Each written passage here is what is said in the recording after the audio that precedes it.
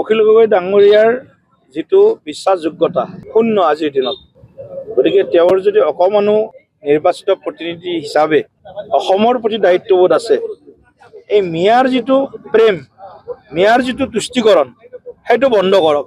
এইটো বেলেগ একো নাই, এটা ভুৱা বাগধাৰা এটা সৃষ্টি কৰিব বিচাৰিছে, ফেক নেৰেটিভ এটা। বিজেপি সদায় আমি কৈ আছো আমাৰ যুঁজ সভ্যতাৰ যুঁজ, গতিকে এই সভ্যতাৰ যুঁজত বিজেপি সদায় ফ্ৰণ্ট লাইনত থাকিব আৰু তেওঁলোকে সদায় সভ্যতাৰ ধ্বংস কৰিব বিচৰা শক্তিৰ লগত থিয় হয়, তেওঁলোকক উৎসাহিত কৰে।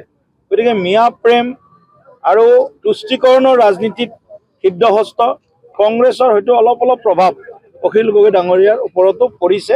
সেইকাৰণে অখিল গগৈ ডাঙৰীয়াই সদায় মিয়া প্ৰীতি, মিয়া প্ৰেম, মিয়াৰ সুৰক্ষাৰ কথা কয়।